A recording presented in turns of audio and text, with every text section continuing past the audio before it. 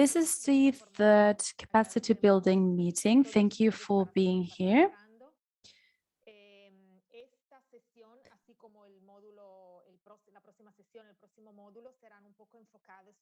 This module, as well as the next one, will be about advocacy.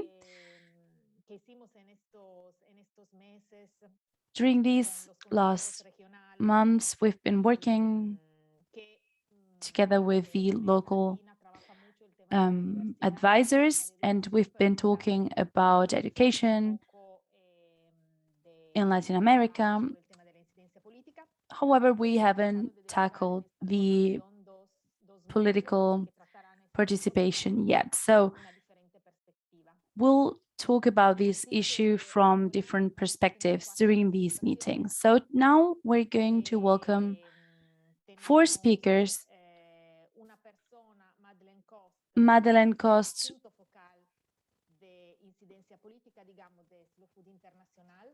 works for Slow Food International in Brussels and tackles the policies at the European Union level. She's also responsible for food policy in Slow Food in Brussels.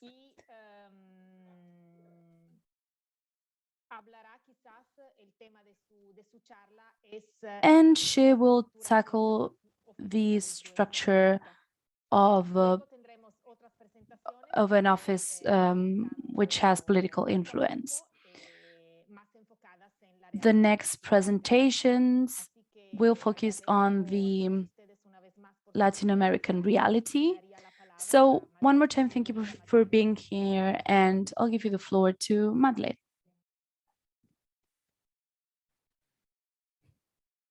Hello, everyone. I'll be speaking in English because I don't speak much Spanish anymore. I used to speak a bit of Spanish, but I lost it all, so I'm sorry. I think Valentina has my slides, so if you could show them, that would be great.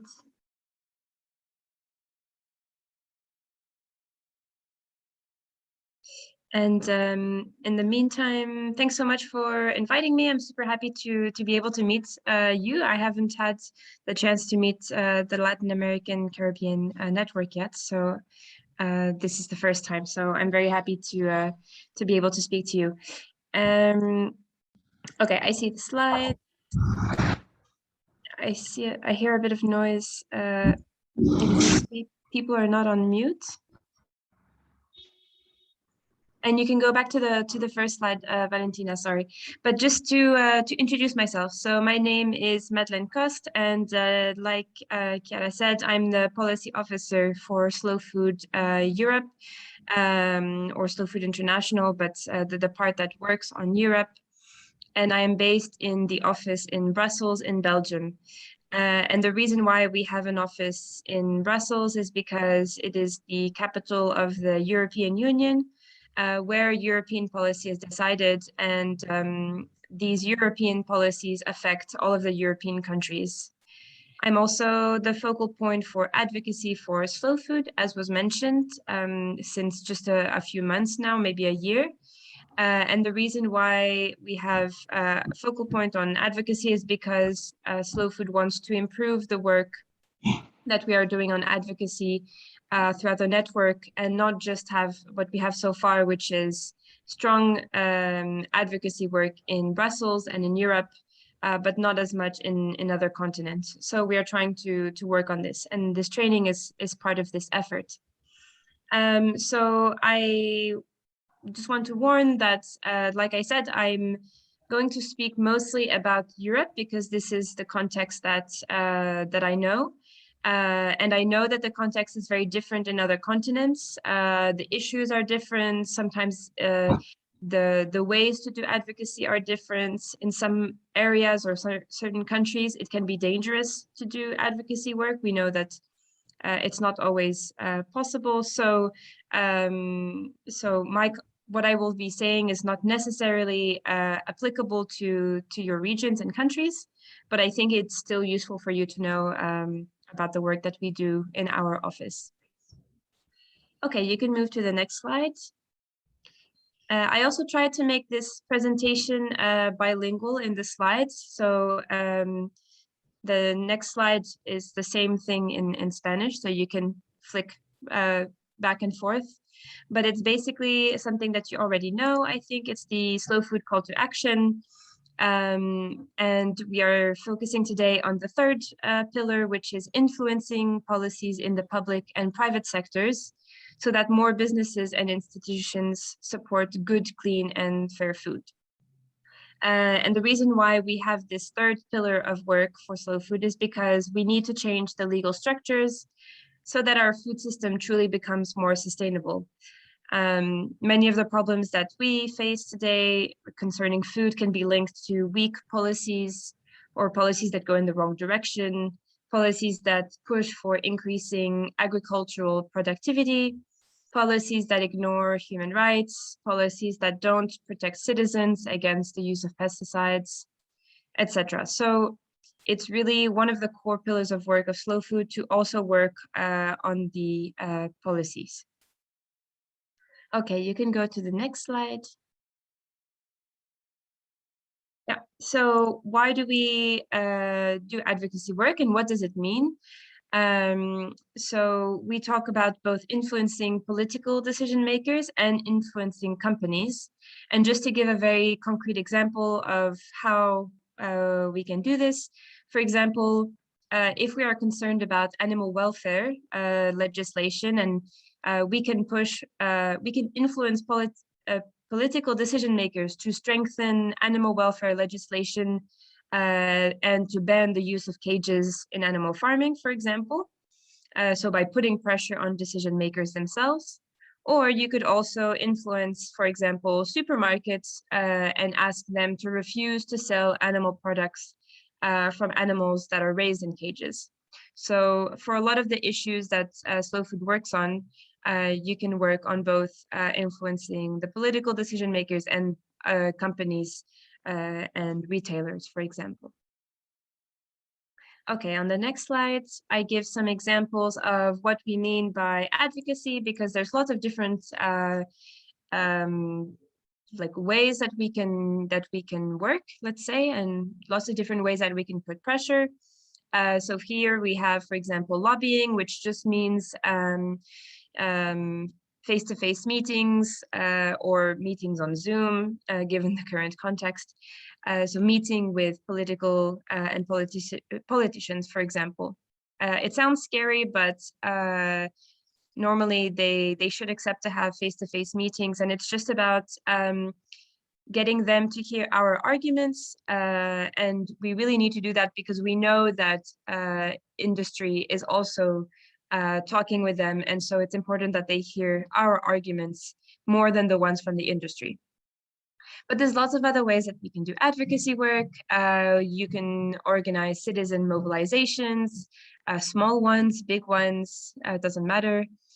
We can invite events, we can organize events, for example, conferences or roundtables where we can invite political decision makers to come and speak so that they can also hear from the other panelists. So for example, at Terra Madre, we always invite people from the European Union so that they can engage with our producers and our citizens and everyone else. Other things that we do here in Brussels is we send joint letters with other organizations. So other organizations that have similar goals as us. So other environmental organizations or peasant organizations or animal welfare groups, etc. And we know that by working together and having lots of logos of all the different organizations on the same letter, it can have some weight. We also use petitions and declarations. We sometimes can produce research so that we have something to back up our calls and demands. Of course, communication is very important towards the public, but also working to get our messages across in the media, so local newspapers, online papers, on the radio, etc. And also you can organize education and awareness raising campaigns, because that we know that policymakers listen to, or should listen to their citizens. Okay, on the next slides, I just wanted to show you the kind of priorities that slow food has in Europe. So for 2021, 2022, these are the main topics that we work on from an advocacy point of view. So we have the European agricultural policy, where we are mobilizing citizens through a campaign. We work on something that we call the common food policy, which is it's a more holistic approach to policy, where we don't only look at agriculture, but we encourage policymakers to also look at health and environment policy, and so that all of that comes under the umbrella of the common food policy. We also work on animal farming and animal welfare, where we call for better animal welfare conditions and less but better meat. We focus as well on pesticide regulation and try to obtain binding targets at the European Union level for the reduction of pesticide use. And genetically modified organisms, which I know is also a big topic and problem in Latin America. And here in Europe, we're working to prevent the deregulation of new GMO techniques, like CRISPR. Maybe you heard of it. Okay, on the next slide, these are just some material and visuals that we published in the last months, and they kind of illustrate all the different types of ways in which we work. So that's what I wanted to share with you. On the top left, we have a document that shows 10 priorities that we established with 15 other organizations in Brussels. So 10 priorities that we sent to members of the European Parliament that they should include in a report on the farm to fork strategy. And so we worked together for a few weeks to try to define these 10 priorities that we have in common. And we sent them directly to the European Parliament, and then we posted them on social media. We made some noise, it got published in the media. And so now we can hold them accountable and tell them, civil society is asking you to consider these 10 priorities. What are you doing? Bottom left is a invitation to the Slow Food Network to participate in a consultation that is launched by the European Commission on GMOs. So it is an online platform that the government can put in place, where they invite citizens to respond. And so we asked the Slow Food Network to respond and to let them know that we don't want to have GMOs in our plates and in our fields. And this is good because it's a very formal channel that the government puts in place to listen to citizens. In the top right corner is a example of a letter that we sent with many other organizations to policymakers about the farm to fork strategy, which is a European policy. And you can see we often have like this, the header of the letter with all the different logos, and it really comes across as showing that civil society is really well organized and coordinated. And the bottom right is a message that we sent just a few weeks ago, because after 2 years of campaigning, we managed to attain more than 1 million signatures for a European petition against pesticides use in the European Union. And so we managed, and this is a petition that the European Union now will have to examine, and we expect them now to basically set binding targets for the reduction of pesticide use in the European Union. So these are the kind of things that we do at the European Union level, but there's lots of things that our local networks in Europe helped us with. So for example, the petition, it was relayed by several of our local groups. So they were posting the petition on their social media channels and sending them to the networks, and also using the petition as an opportunity to do some awareness raising about pesticide use in the European Union. And for example, we had one local group that collected signatures at a earth market in France. That's just one small example. Another example that we have of local advocacy action is, for example, in the Netherlands, we have a group that is working on developing some recommendations for the municipal elections in the Netherlands that are happening in a few weeks. And so their goal is to get candidates who are presenting themselves for the municipal elections to develop a program also on food and to put food on the agenda. So the goal is really to make politicians think as well about food and propose some ambitious ideas and then hold them accountable.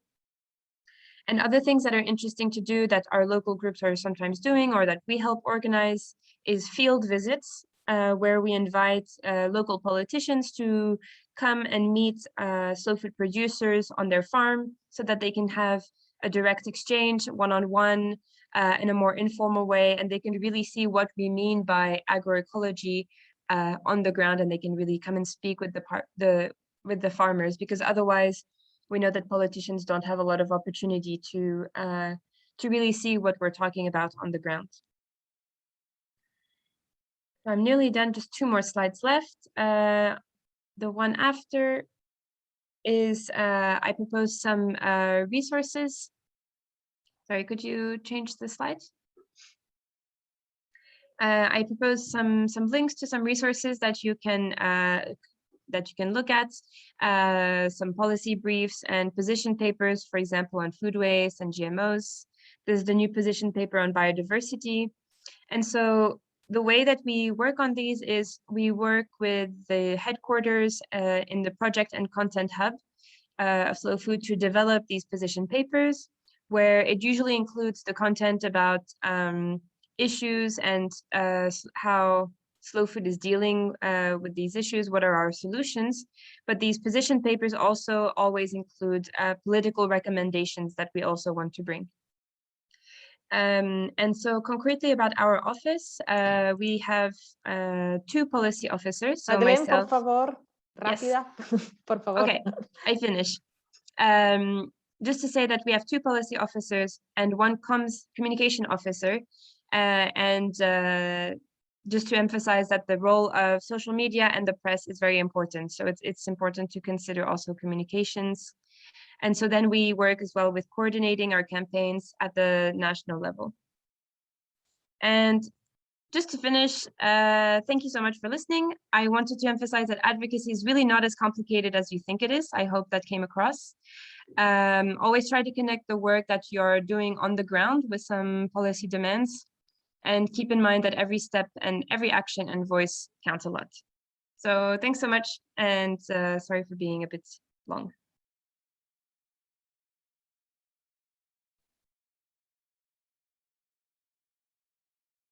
Muchas gracias, Madeleine. Les recuerdo que al final de las 4 ponencias tendremos un... Okay, thank you very much, Marlene. After all these presentations, we will have time for debate.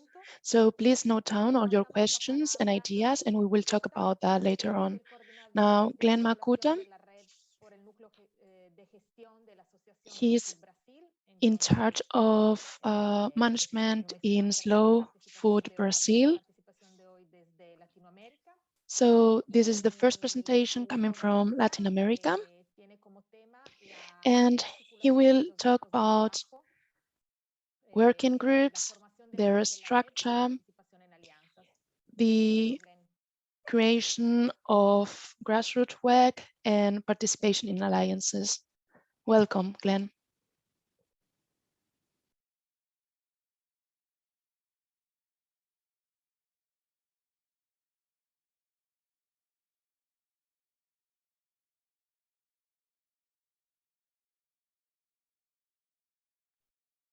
Glenn, no te escuchamos. Glenn, we can't hear you.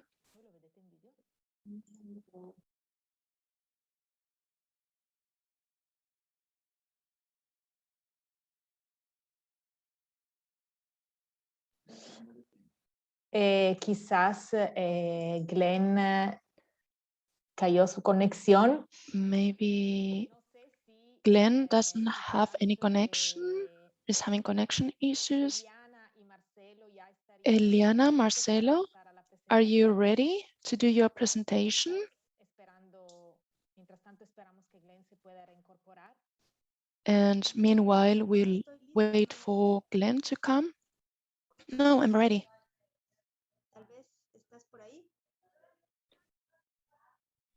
Marcel? Yeah, we're ready. Okay, so I'll do the formal presentation. Okay, so from Ecuador, Eliana Estrella Cobo, who is in charge of alternative communication services, and Marcelo Aizaga, who is in charge of the campaign Que Rico Es, How Good It Tastes, and they will talk about this campaign.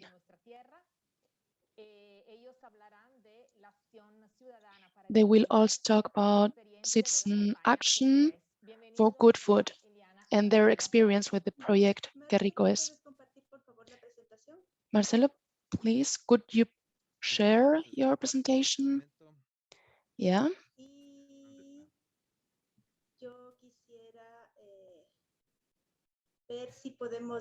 And I'd like to know if we can hear this.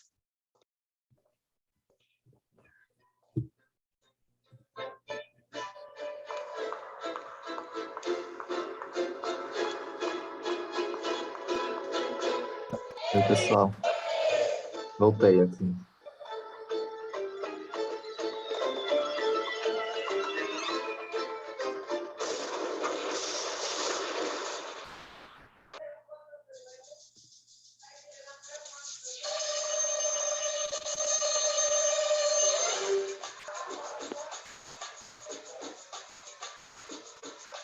Y bueno, hoy día vamos a conversar justamente Well, de so today we will talk about citizen action for good food and our experience with the campaign, as I said before. So thank you very much for inviting us. Good morning, Marcel. Good morning, all of you. Good morning, Ellie. So yeah, we will share some potential missions we have created. So the first one.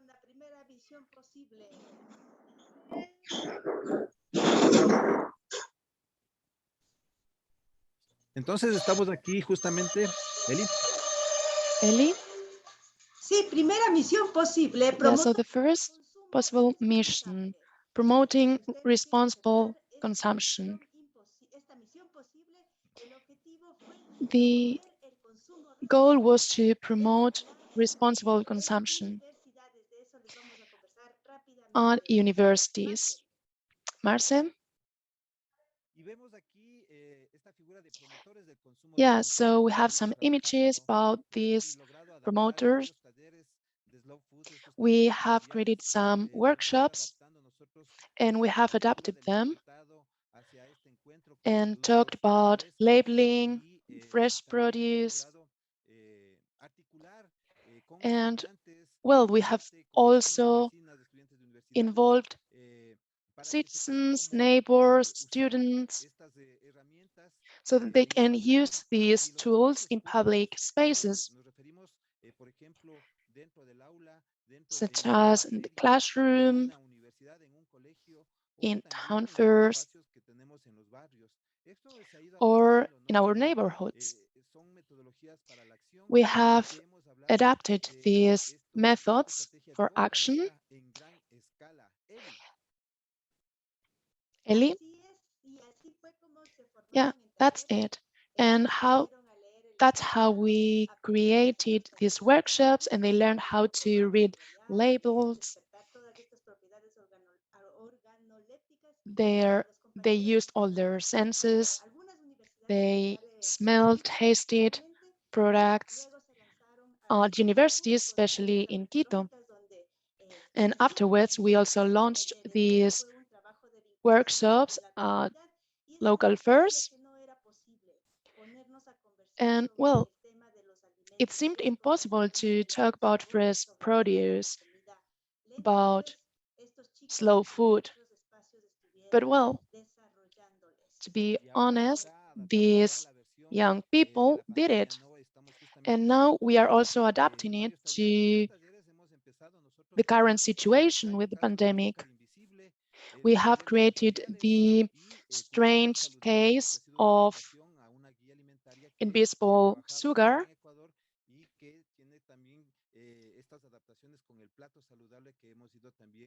And we've shared these different workshops with different people.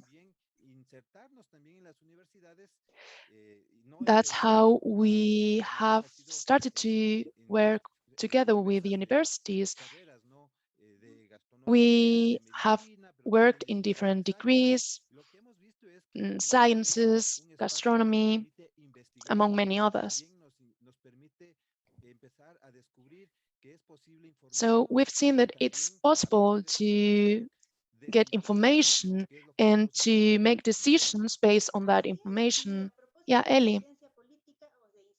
Yeah, and speaking about advocacy,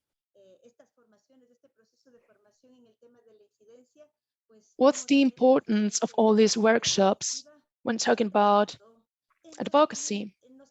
Well, for example, university canteens, do you know what we've done? Well, many universities started to purchase these fresh produce and stopped buying them from homemakers. This was a big change because they cook around 300 meals every day. So these cooks had to face new ways of cooking, had to cook with products that weren't that perfect, that might have some insects or weren't as big as expected. If you look at the image, you can see that there are some colleagues who grew those products, fresh products, and the cooks.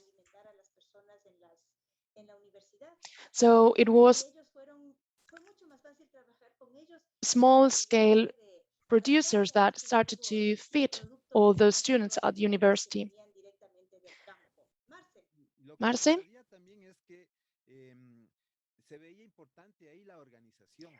Yeah, so we also observed that organization was essential. How could we foster a change when universities had contracts with some other producers?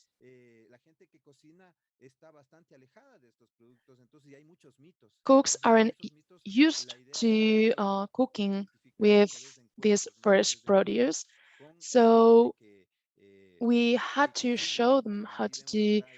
Some of them had prejudices about this fresh produce, and we had to teach them that these products are healthy and good. As well as that, we also observe that both students and teachers are essential, but especially students. If they aren't involved, it's really complicated to include these products at school canteens or university canteens. At those universities where we collaborated, we've also learned what happens in the city, Because during this process, there were some obstacles and some products couldn't be served due to red tape. So we saw that we had the same problems as cities have to include some of these products. So yeah, dear friends, now that you are also young, you have a lot to do. How can we include this on other universities and canteens? Okay, so let's go to the second mission.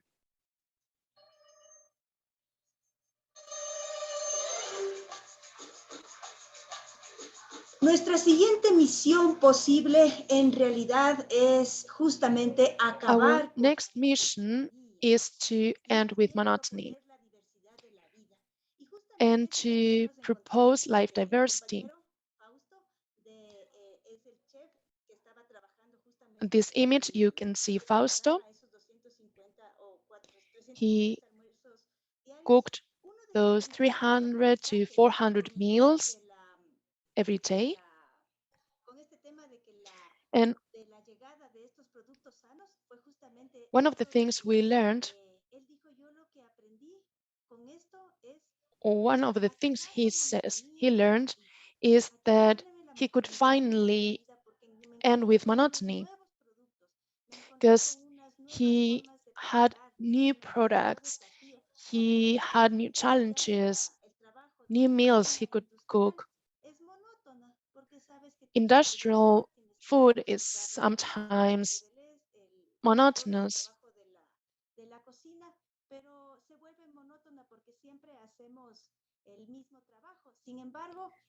And it's always the same thing.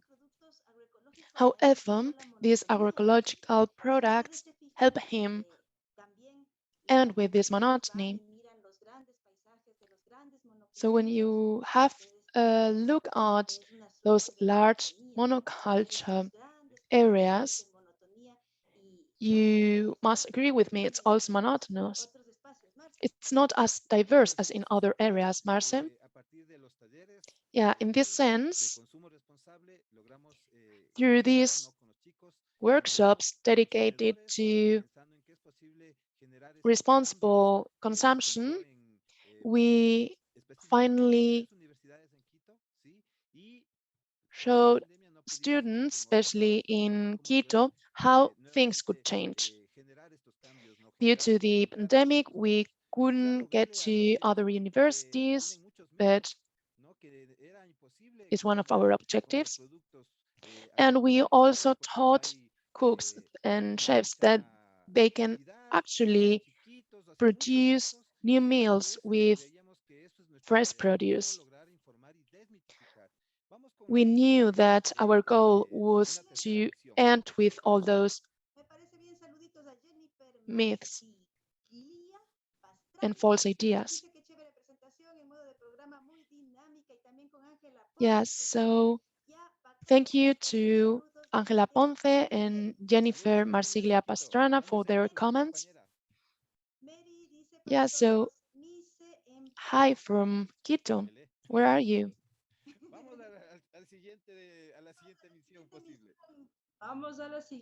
Neri said mise en place. Yeah, so let's go to the next mission.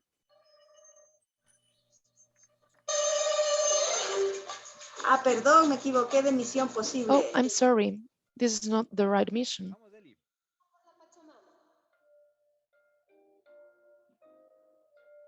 Esta semana soy una semillita que está dormidita, descanso tranquila bajo la tierrita. Me voy despertando cuando me cae agüita y feliz voy creciendo.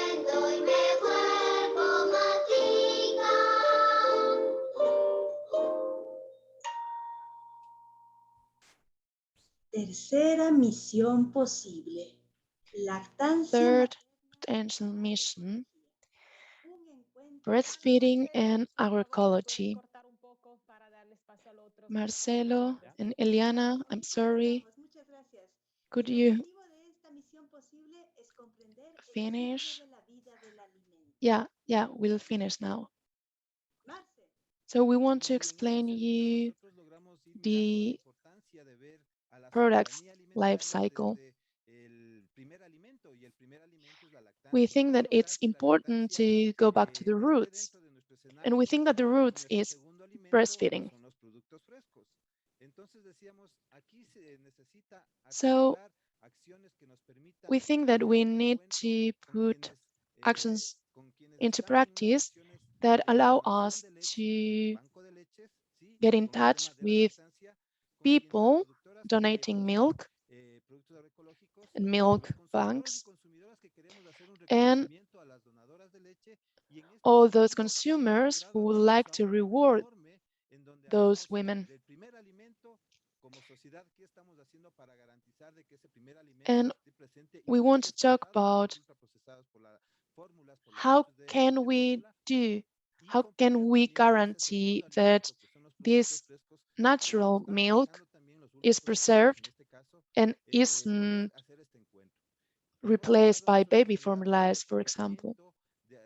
We want to acknowledge all those women and natural milk, and we have created some meetings. So that's all for now, Ellie. Yeah, thank you very much. So I just like to stress that food unites us, and maybe we could talk about what are we doing for food to unite us. Thank you very much.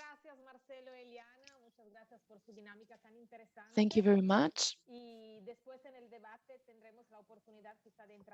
Maybe later on, during the debate, we will be able to talk about it. So now, Glenn Makuta from Brazil, you have the floor.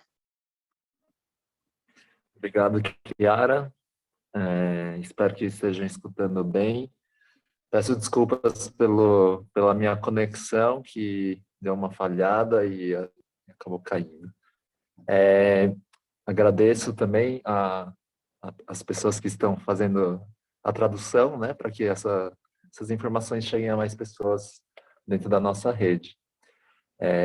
Eu vou me ater à apresentação em si, já que o tempo é curto, e depois a gente conversa um pouco mais sobre as outras apresentações. Então, me foi solicitada, né, para compor essa apresentação de hoje, para falar um pouco sobre algumas experiências que a gente tem tido no Brasil, né, na Rede Slow Food Brasil, em relação à criação de grupos de trabalho, a questão de formação de base da nossa rede e a participação em coletivos, né, de organizações. Então, como são 3 temas, né, na verdade, não um só, eu vou pincelar assim, alguns pontos que eu acho que são relevantes, né, para a gente ter alguns elementos para pensar na segunda parte da nossa atividade de hoje. Então, só para vocês se situarem, né, eu estou no movimento Slow Food desde 2009 e desde então o Slow Food no Brasil e também o próprio movimento como um todo foi tendo uma série de mudanças que acho que todos estão bastante cientes hoje, né, com o Call to Action que rodou bastante pela nossa rede no último ano. Mas quando eu entrei no Slow Food aqui em São Paulo, né, o grupo era o Convívio, né, eles tinham um grupo, era um grupo predominantemente urbano, de classe média, branco e e que tinha muito essa perspectiva do comer bem, né, do gourmet, e acaba tendo uma perspectiva muito elitista e menos politizado do que eu esperava, né? Felizmente, essa politização foi vindo de uma forma crescente e nos últimos anos acho que a incidência política tomou um papel muito Politicization has importante increased the last years no processo de mobilização da nossa rede, que é muito importante. and has had an important role in creating our network. Quando a gente começou a pensar, né, mais sobre essas outras questões políticas, né, e When we started thinking about these political issues, bom, limpo e justo, mas o para todos, né, que a gente finalmente é muito importante desse olhar um pouco mais amplo, né, sobre it's about creating justice for all of us. So having a global perspective on what food actually is. a gente foi tendo a organização dos grupos de trabalho, que eram os nós da rede. In Brazil, we organized the working groups. These were the knots that worked on specific topics.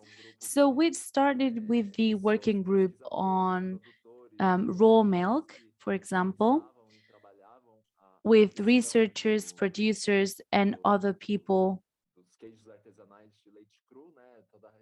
who wanted to work with raw milk, handmade cheeses.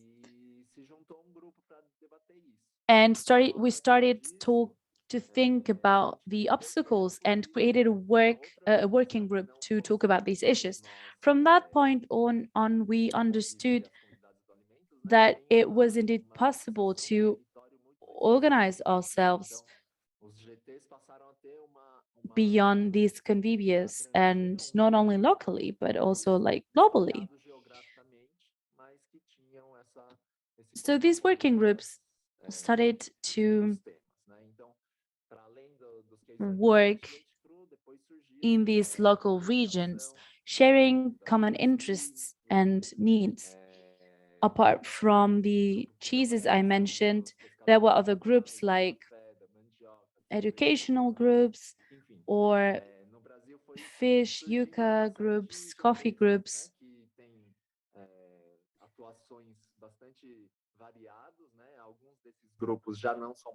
So different working groups were created with different actions. Some of them are not active anymore, but others were crucial in our network. Other groups organized campaigns for the network tackling these topics. For example, the working group on fish, which was called Challenges Slow Fish.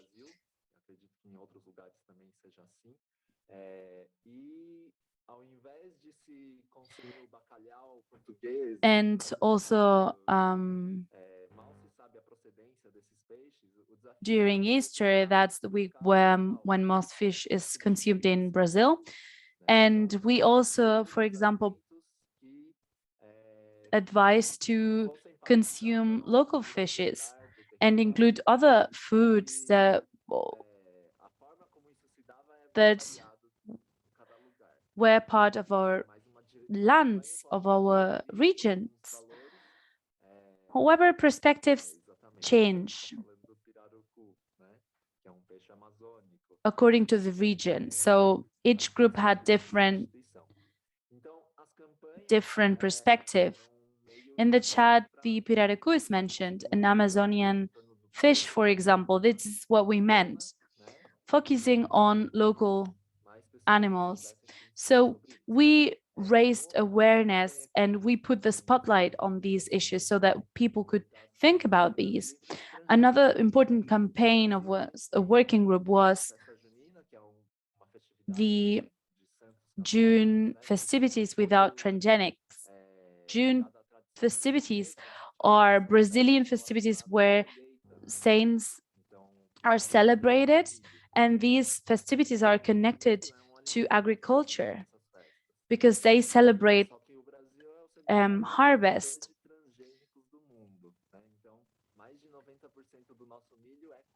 Corn is a very important product there.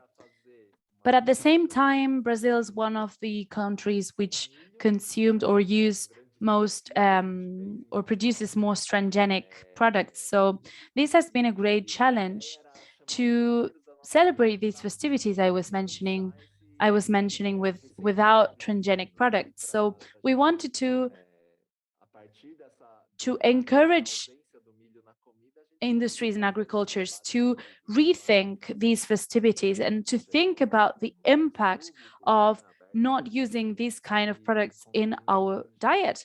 So raising awareness also in the society, because these festivities are celebrated in public spaces, so that we could also reach more people with our arguments and our debate. Furthermore, there's also the political education, which is a very important issue in our network.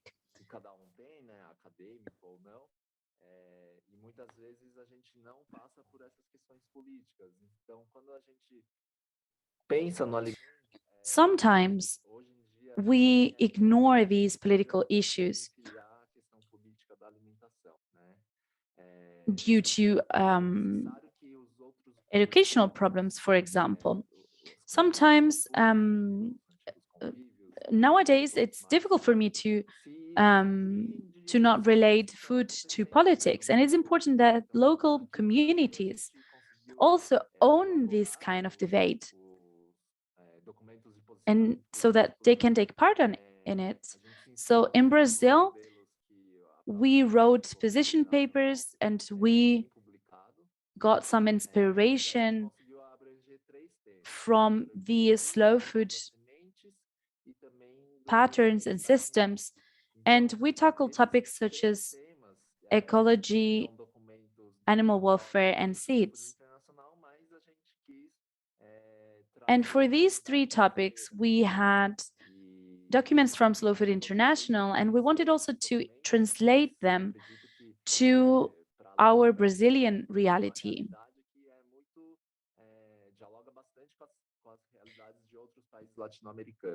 Moreover, we also think that this reality has also something to do with other Latin American realities. So they are all linked.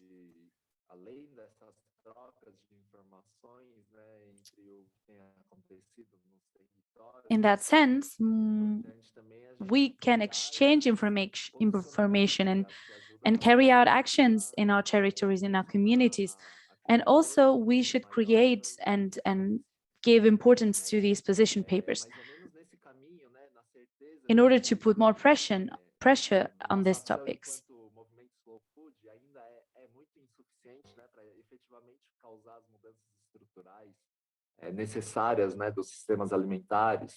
We need to consider that our actions as slow food community, these are not enough to create these structural change that we need so that food systems encourage life and are sustainable, not only in the future, but also in the present. And this is very important to highlight.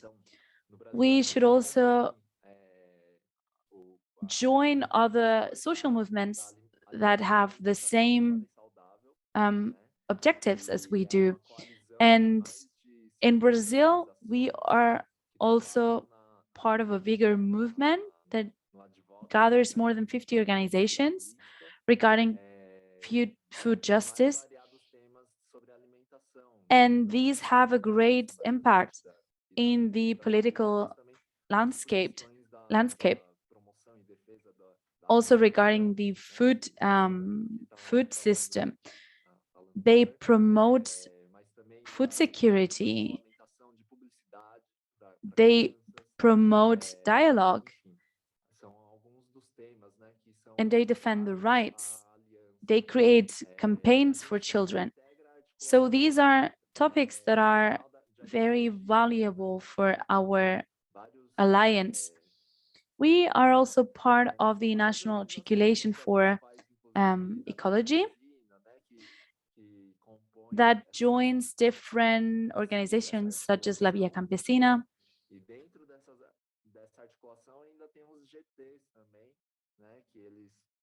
And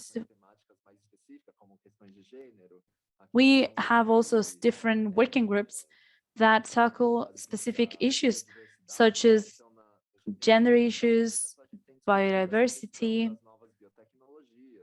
And in this group, for example, we are discussing issues such as new technology, and Madeleine has also mentioned this in her presentation.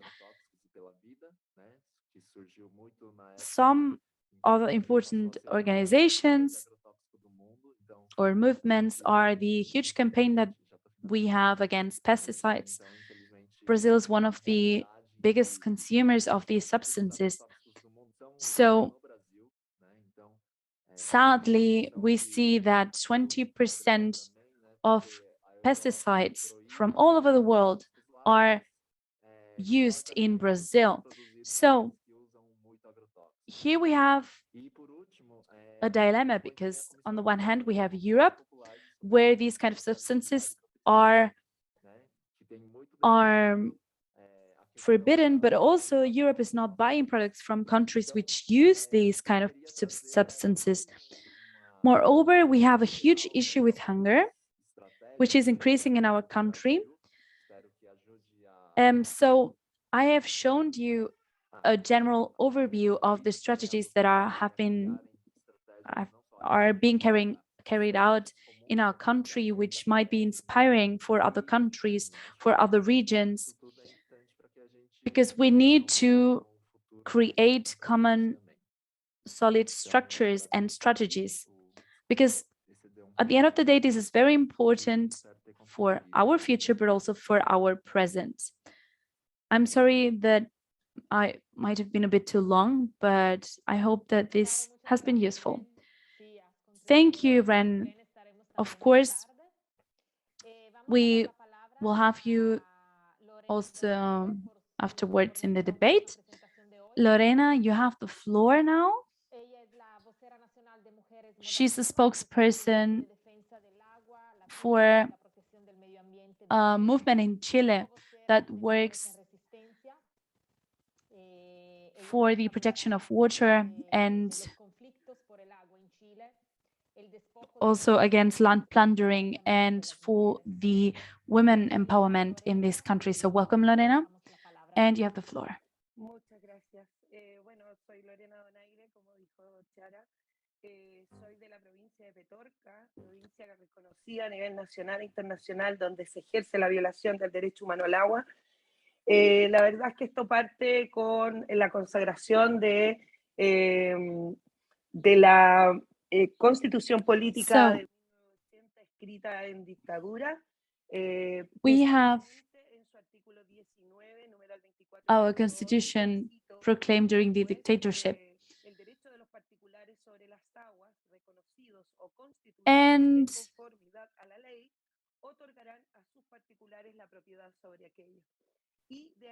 in this constitution, we have basically that people have rights, private companies have right to access water.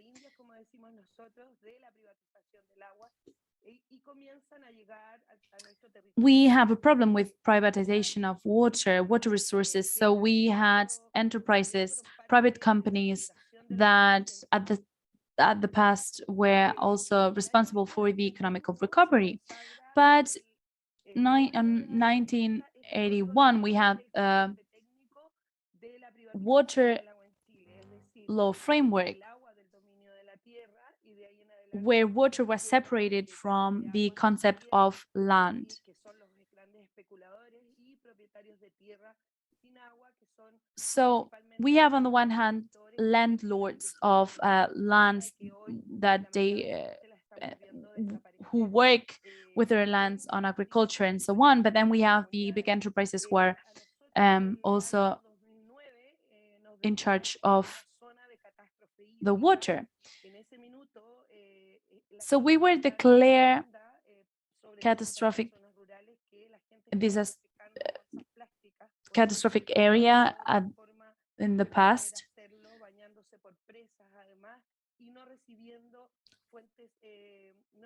And we had a lack of water resources. Chile was in an emergency state. So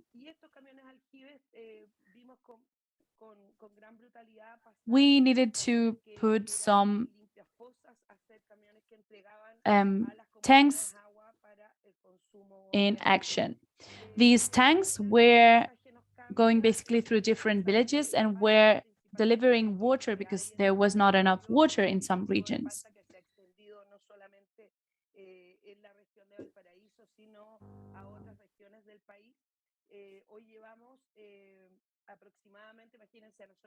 So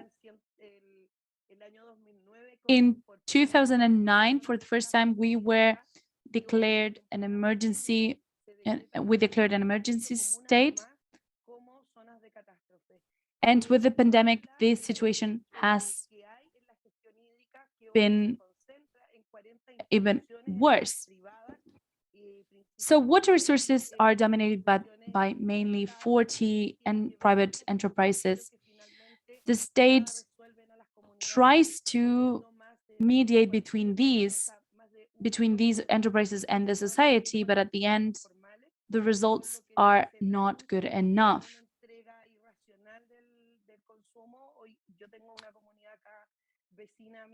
Water consumption is therefore irregular, and many regions receive just 15 liters of water, for example, which is right below the regular amount that a person needs. Some provinces and some areas have been more affected by COVID water, and this has also to do with the lack of hygiene conditions and water resources. So all in all, this has been a very difficult situation, and we've seen that many people have struggled a lot, especially people who work with the lands in agricultural sectors.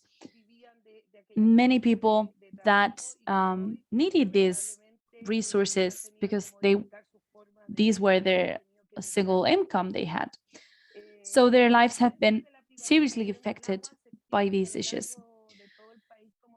This water privatization has affected our country severely in the last year. Chile has now 138 regions that have been declared, emergency state.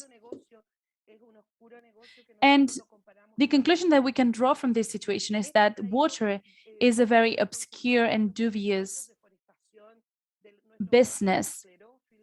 Moreover, we experience that many of our forests have been locked, have been wiped out. Some also lack of water. In some regions have changed their way of working with the land, for example.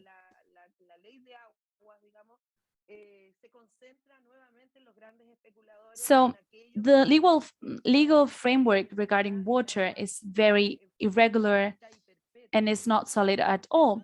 So many enterprises dominate these water resources, which speculate, which export. Therefore, some other enterprises, most of them industries, have also an important role. The pressure is very high. In some communities, some vegetables do not grow anymore due to this lack of water. So we also saw, therefore, that many people, especially women, were getting ill. Why? These tanks were coming to the communities, but many women had to walk long ways to get to this water, to these tanks. So this has had several severe consequences on their health, on their reproductive health as well.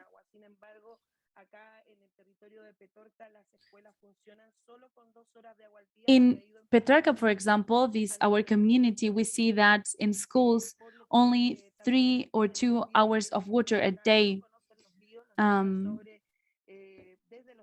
Water is available only 2 to 3 hours a day, sorry. So many children have never seen rivers flow, for example. So they have to also walk, for example, to get to these tanks, to get to water resources.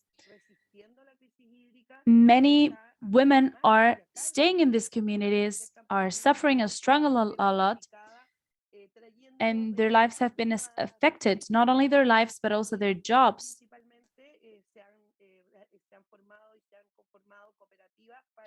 Many organizations have been built to try to change, for example, the way they work with agriculture. And this has also been very difficult. For example, with quinoa. Quinoa is not a product that is very much consumed in Chile, but is exported. So they also focus on creating campaigns that raised awareness to consume local products, for example, quinoa. This has taken a lot of our efforts. There are also many resistance movements that are present in many different communities, more than 18 regions. And for example, you might think that in the south of Chile, we have a lot of water resources, but on the other hand, we also have communities that only receive water through these tanks. Due to this legal framework and this model that is dominated in our country, the rights are on the hands of these private institutions, private companies that dominate these water resources. However, we do not only have the problem with water.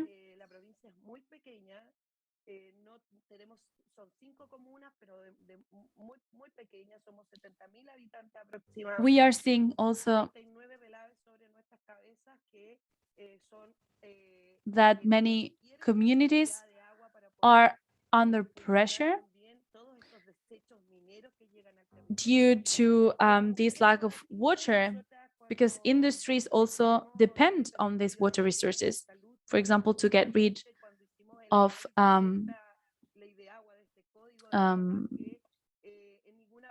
the rest of the mining processes.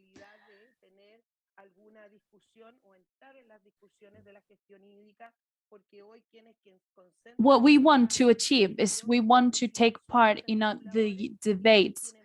We want to talk to these policymakers. We want to tackle this issue with the private companies that dominate water resources, because we see that this process is deeply undemocratic.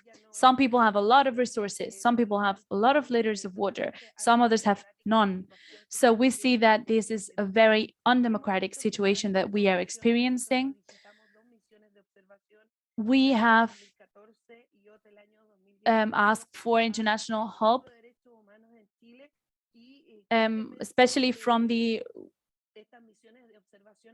human rights institution in Chile, to have observers in these communities to check and control the situation. However, we see that some ponds and other water resources, rivers, are contaminated, which makes things worse. We have been focusing on this process We have 6 women representing us in the convention because we agree that it is important to have water as a common good, as a human right, so that we can also achieve and reach institutions and take part on debates so that our voices are heard. And the social movement understood that we could not leave politics on the hands of these enterprises, issues that have been and are very important to regions like these in Chile, because on that life depends on this. The Valparaiso region has also a lot of ecological problems. We have 26 problems also related to the lack of water. And these have a great negative impact and are very much related to politics in Chile. One of the thieves, so to say, of this water was a minister that we had for many years. We have also Coloma senator. We have several politicians that are, so to say, water thieves.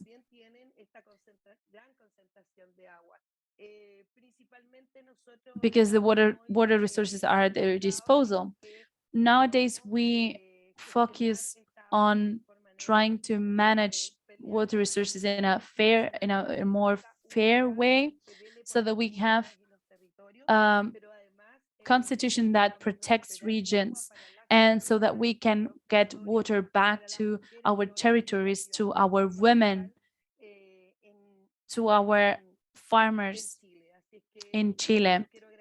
So thank you very much for inviting me to this meeting today, and I hope that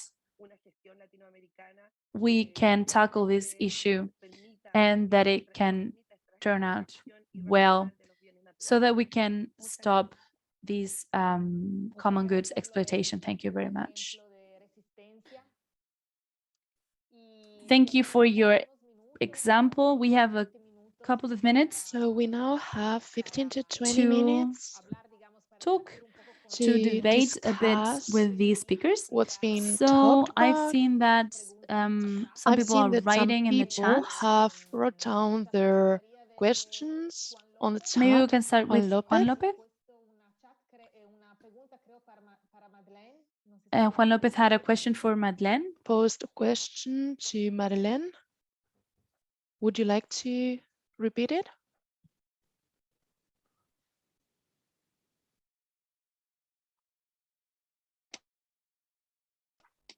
Hola, buenos días, buenas tardes. Good morning.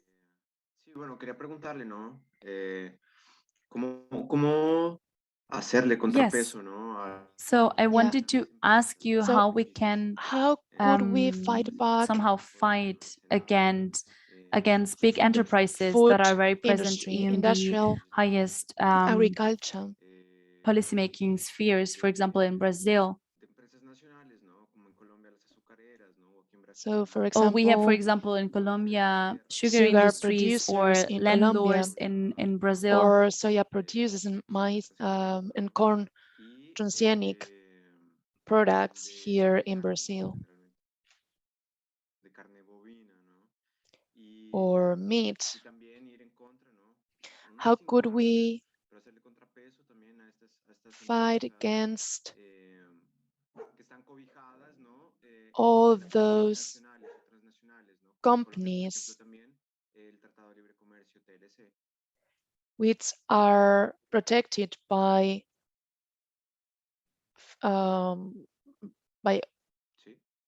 trade agreements?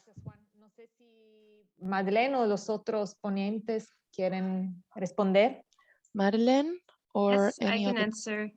Indeed, there was two English person? translations happening at the same time, so a little bit difficult to hear, but I read the question.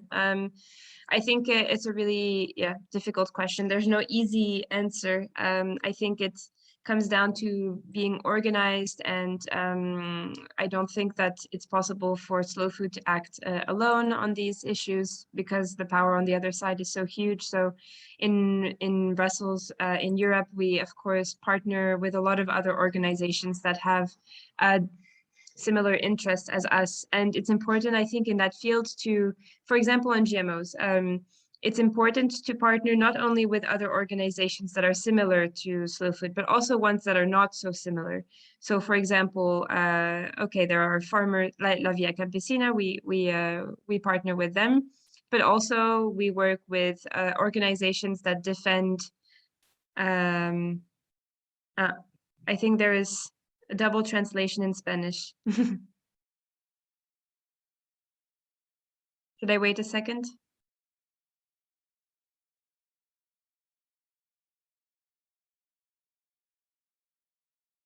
Okay, I continue. We also partner with organizations that are working with supermarkets and retailers and pushing them to refuse to sell GMOs, for example.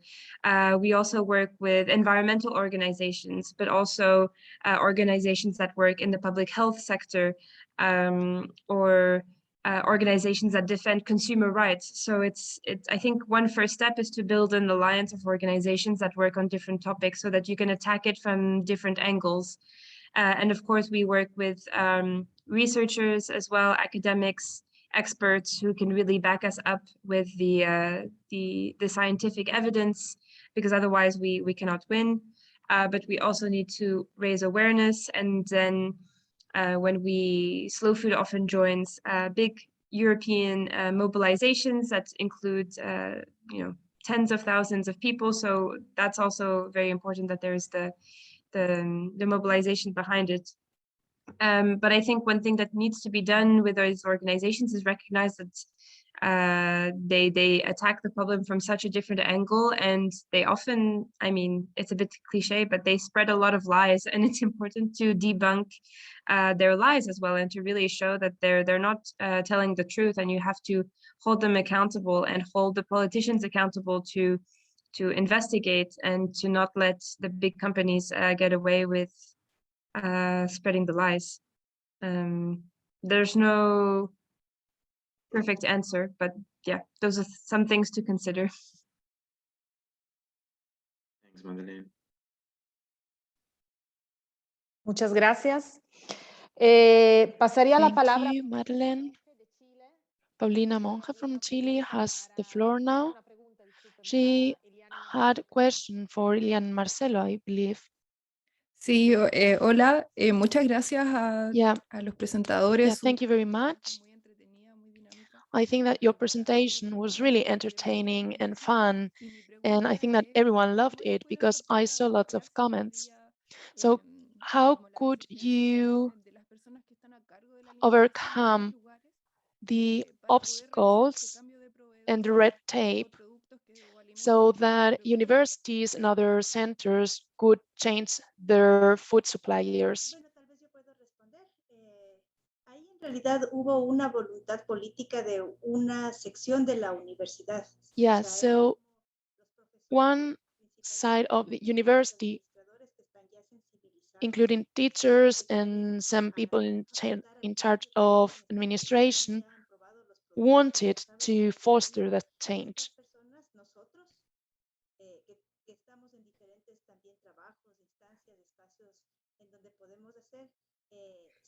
And that's how we, like, all together met this goal.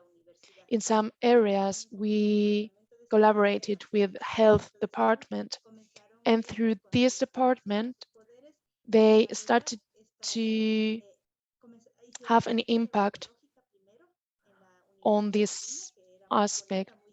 They organized a fair, for example, at university, which was really nice. And it was important because it helped us show other people all these products. And another vital step was getting in touch with the canteen. And we had to change the terms, of course. They were in charge of creating those terms and conditions. And they included the agroecological products in that framework. And it was then afterwards that they started to get in touch with new food suppliers and producers. So it was an administrative process. It wasn't easy at all because we needed to speak. There was a need for dialogue. But speaking about health and tackling this area was a good start. A high amount of people experience overweight here. And therefore, this was a very good way of starting the dialogue. Marce, I don't know if you want to add something. Would you like to say anything? Yeah. Did I answer your question? Yeah, thank you. Thank you, Eliana. I think that your answer was very comprehensive. We have received some questions from Uruguay, Mexico, Brazil. There are many comments regarding Lorena's presentation. Maybe Luis from Mexico. Yeah, you have the floor. Yeah. Hi, everyone. So, which was the main obstacle you had to face, the main challenge to involve politicians in this kind of topics? Thank you very much for your question. We did lots of advocacy work. We launched campaigns. We created a roundtable. Unfortunately, politicians from the right wing didn't want to participate in some industries, and neither did some industries.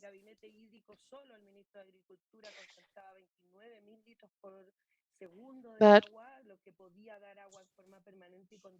well, taking into account that the agriculture ministry actually consumed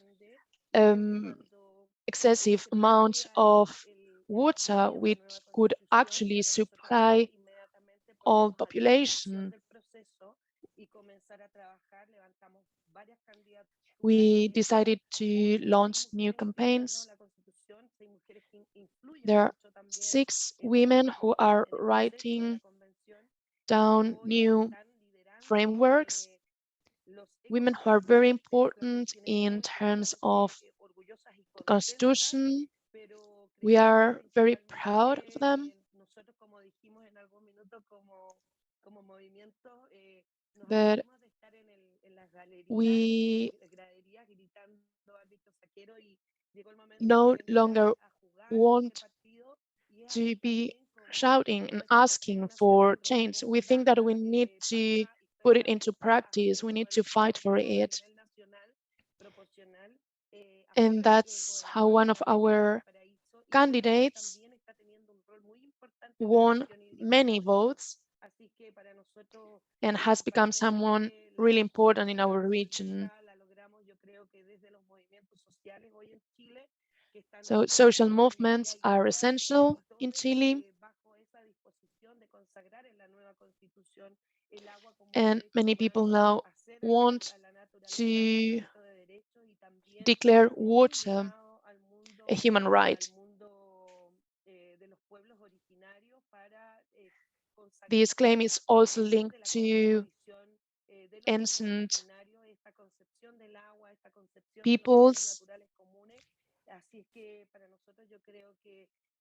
when speaking about the preservation of natural resources. I think that that's how, since 2019, we have fostered this change. And I'm now also candidate for one of our districts. But we, of course, keep in mind the idea of implementing the new constitution, and we are sure that this will happen. Thank you very much. Lorena. Thank you, Lorena. Last question, maybe Alejandra Galindo from Colombia. You have the floor.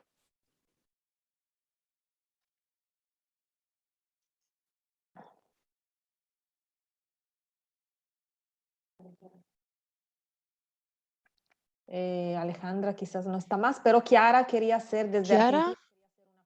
Chiara from Argentina wanted to ask a question. So, Chiara, you have the floor. Hi, everyone.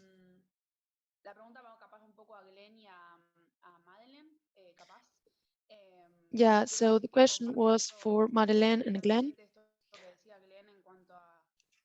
I completely agree with Glenn.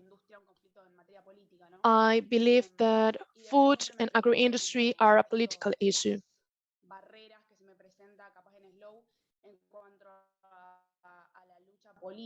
I often reflect on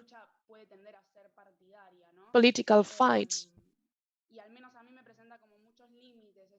And for me, like sometimes I encounter many obstacles. So how can we overcome this gap between what's political and what's already part of a political party?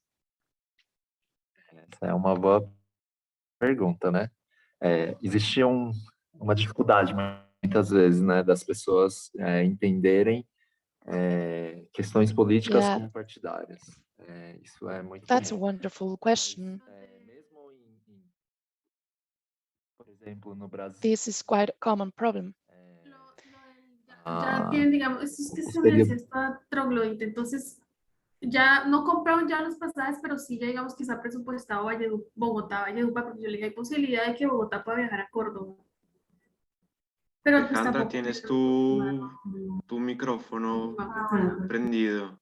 Silencia tu micrófono. Your mic. Thank you.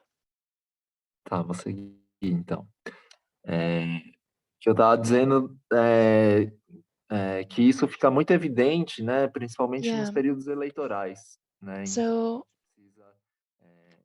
I think that during elections, this is really obvious. We need politicians to dialogue. Bem comum da sociedade como um todo, e não para interesses econômicos particulares. E acho que a forma como a gente we need them to defend social interests and not their own interests. But we need to be careful. There are some candidates that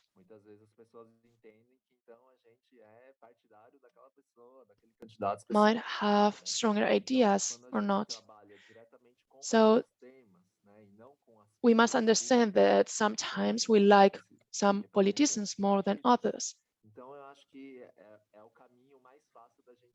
But